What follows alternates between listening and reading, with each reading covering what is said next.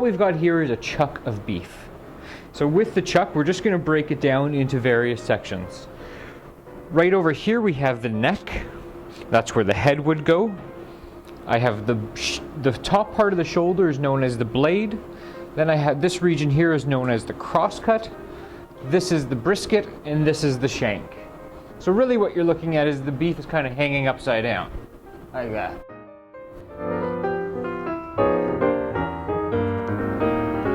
What we have here is the arm region of the chuck.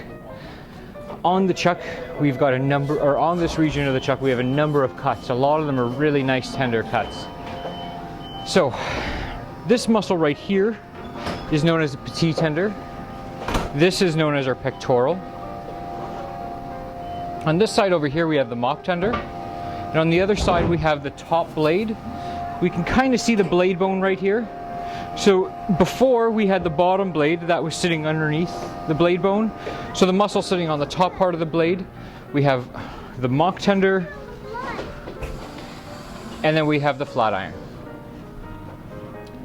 This over here is the clod, and the clod is basically the bicep of the beef. I have the shank, and then the rest is trim.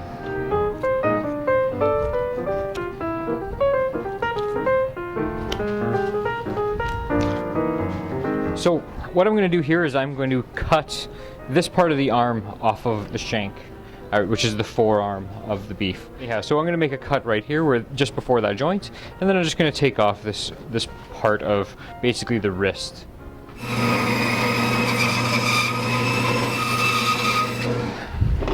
So in case any of you were wondering what's the difference between a fore shank and a hind shank, here is a fore shank and here is a hind shank.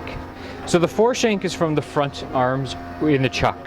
The hind shank is the shank that's in the hip of beef. The flavor differential is not going to be huge on the two. They're both going to taste relatively the same. They're both doing quite a bit of work and they're both quite tough.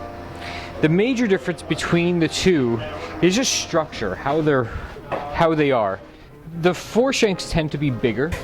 You definitely get a lot more meat, and the bone structure is a little bit different. With the hind shank, they tend to be a little bit rounder, and the way it's structured, it structures around the bone a little bit nicer. When it comes to making osso buco, because people like to have that perfectly round shape, this is why a lot of recipes call for hind shank. But ultimately, the difference between hind shank and fore shank is negligible. They both are going to make fantastic osso buco. I like to cut my osso buco about 1.5 to 2 inches thick. There's your basic differences between fore shank and hind shank. As you can tell, this one's a little bit more ovular, a little bit bigger. And there's 2 bones in there. This one's just one solid bone with meat wrapping nicely around it.